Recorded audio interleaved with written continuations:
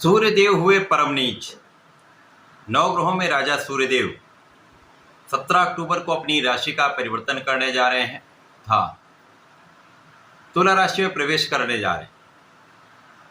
प्रिय दर्शकों, तुला राशि सूर्यदेव की नीच राशि है, जहां पर जब नवग्रहों में राजा सूर्यदेव का प्रवेश होगा तो ये अपनी नीच राशि में पहुंचेंगे, तो परम नीच अवस्था में इनका गोचर प्रारंभ होगा। अब जब नवग्रहों में राजा सूर्यदेव ही नीच के हो जाएंगे तो ये समय किस प्रकार का रहने वाला है, किस प्रकार का प्रभाव देने वाला है। सूर्यदेव का राशि परिवर्तन एक माह के लिए होता है, तो इस पूरे माह में समस्त राशि के जातकों को किस प्रकार का प्रभाव प्राप्त होगा। अब क्योंकि सूर्यदेव इस संपूर्ण जगत में प्रकाश का संचार करते हैं, जीवों में प्राण का संचार सूर्यदेव की प्रथम किरण से हो जाता है। ऊर्जा के तथा प्रकाश के एकमात्र स्रोत सूर्यदेव हैं।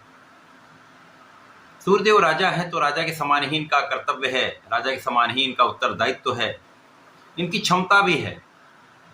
पिता का भाव सूर्य के भाव से देखा जाता है। इसी प्रकार से आपके आत्मबल के कारक सूर्यदेव हैं, कॉन्फिडेंस के कारक सूर्यदेव हैं, शासन, सत्ता, राजतंत्र, प्रजातंत्र के कारक सूर्यदेव हैं, नेतृत्व की क्षमता के कारक सूर्यदेव हैं, शासन प्रशासनिक सेवाओं के कारक सूर्यदेव हैं। तो अत्यंत महत्वपूर्ण कारक भाव के स्वामी सूर्यदेव जब परम नीच अवस्था में होंगे तो इस समय में किस प्रकार का योग बनेगा। परंतु यहाँ पर कुछ ऐसी स्थितियां भी बन रही हैं जब कुछ राशियों के लिए सूर्यदेव अत्यंत विशिष्ट लाभ देने जा रहे हैं, क्योंकि वहां पर इनका नीच भंग होगा। आज मैं वृषभ राशि के लिए सूर्यदेव के इस राशि परिवर्तन का किस प्रकार का प्रभाव प्राप्त होने वाला है, संपूर्ण विश्लेषण मैं पूर्ण तरीके के साथ करने जा रहा हूं। प्रिय दर्शकों, इस राशिफल को आप अपने चंद्र राशि के आधार पर देखें, अर्थात आपकी जन्म कुंडली में यदि 2 नंबर में चंद्रमा है तो आपकी वृषभ राशि।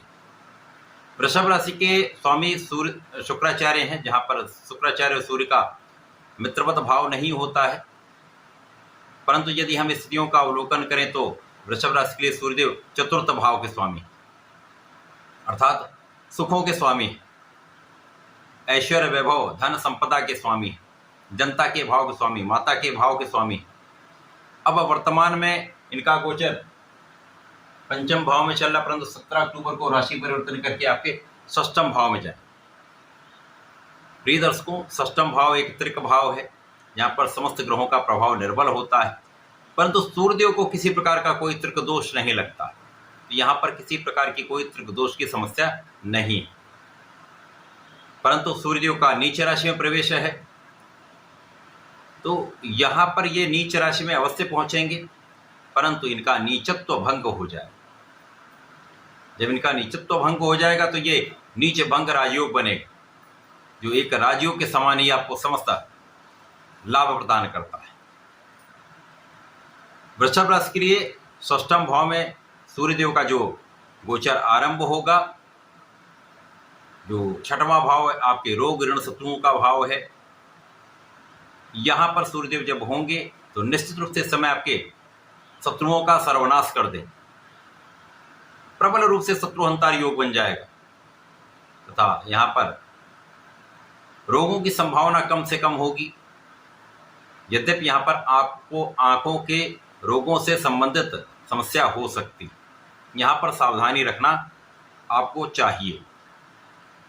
इसी प्रकार से इस समय जो लोग नौकरी के लिए प्रयासरत हैं, किसी कार्य क्षेत्र में जाना चाहते हैं, सरकारी की नौकरी के प्रयास में लगे हुए हैं, तो उनका ये प्रयास सफल हो सकता है। जो लोग व्यापारिक क्षेत्र के लिए ऋण लेने का प्रयास कर रहे थे, बहुत समय से प्रयासरत थे लेकिन काम नहीं हो पा रहा था, किसी ना किसी कारण से या तो टल जा रहा था अथवा कोई ना कोई व्यवधान यहाँ पर आपके कार्य की सिद्धि नहीं होने दे, तो यहाँ पर सूर्यदेव का पहुंचना आपके इन भावों की वृद्धि कर देगा। आपको ऋण की प्राप्ति हो जाएगी, अच्छे स्रोत से, सरकारी संस्थाओं से यदि आप प्रयास करेंगे, निश्चित रूप से समय आपके कार्य सिद्ध होंगे। सरकारी संस्थाओं का संपूर्ण सहयोग मिलेगा। शासन प्रशासन शासन तंत्र से आपको सहयोग मिलेगा, आपको लाभ भी मिलेगा। यदि आप सरकारी नौकरी से संबंधित हैं, यदि आप शासन प्रशासन से संबंधित होकर कोई कार्य में है, व्यापार में है, इसी प्रकार से राजनीति में है, तो ये समय आपके लिए अत्यंत विशेष है। यहाँ पर आपके कार्य भी सिद्ध होंगे और सरकार का संपूर्ण सहयोग आपको प्राप्त होगा, विरोधी का पराभव होगा, तो आप आगे बढ़ने वाले। इस समय में सूर्यदेव आपकी कानूनी समस्याओं का अंत कर देंगे। यदि किसी प्रकार का कोई केस चल रहा है, कानूनी समस्याएं चल रही, उन सब का रिजल्ट आपके पक्ष में आएगा। आप अत्यधिक बलवान अवस्था में रहने वाले। कुछ व्ययों में वृद्धि हो सकती है, परंतु जैसा मैंने कहा, व्यापार को बढ़ाने में आप व्यय कर सकते हैं। सुख साधनों के परचेजिंग में आप कुछ व्यय कर सकते हैं। सुख साधन उपार्जन में आपका कुछ व्यय हो सकता है। कुछ व्यय रोगों से बचाव में भी आप कर सकते हैं। केवल यहाँ पर आंखों का ध्यान रखिए, बाकी किसी प्रकार की कोई बड़ी समस्या यहाँ पर नहीं हो। अब सूर्यदेव चतुर्थ भाव के स्वामी होकर आपके षष्ठम भाव में, तो लोगों का सहयोग प्राप्त होता है। यदि इस समय में आपका कहीं धन फंसा हुआ है, किसी प्रकार से आपका व्यापारिक भाव कहीं पर निर्बल हो गया था, तो यहाँ पर यदि आप प्रयास करते हैं तो उन समस्त भाव में आपको सफलता भी मिलेगी। आपका अवरुद्ध धन भी आपको प्राप्त हो सकता है। यात्राएं हो सकती हैं, यात्राओं में आपका लाभ भी बढ़ेगा। व्यापारिक यात्राओं से आपको निश्चित रूप से लाभ प्राप्ति का योग बन रहा है। अनावश्यक यात्राओं से आपको बचना चाहिए। परंतु इस समय में आपके सुखों के होते हुए भी सुखों का उतना लाभ आप नहीं ले पाए। सुख संसाधन आपके पास होंगे, आपके पास उनका उपयोग होगा, परंतु उनका उपभोग आप नहीं कर पाएंगे।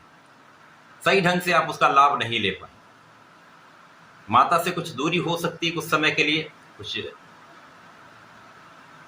माता के स्वास्थ्य में समस्या हो सकती है, यहाँ पर आप ध्यान रखें। परंतु यहाँ पर माता के सुखों में भी वृद्धि का योग है।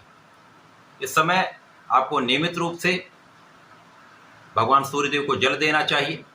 ओम आदित्याय नमः का कम से कम 27 बार जप करें, अथवा गायत्री मंत्र का जप कर लेंगे, सर्वश्रेष्ठ है। आपके लाभ भी बढ़ेंगे, समस्याएं भी कम होंगी। प्रत्येक शुक्रवार को भगवान भोलेनाथ पर जलार्चन करें, श्वेत पुष्प का अर्पण करें, श्वेत मिष्ठान का अर्पण करें, थोड़ा सा दुग्ध चढ़ा दें, तो आपके समस्त कार्य भी सिद्ध होंगे। ये समय में आप विशेष लाभ भी ले पाए। तो ऐसा करके इसका लाभ लें। धन्यवाद, नमस्कार।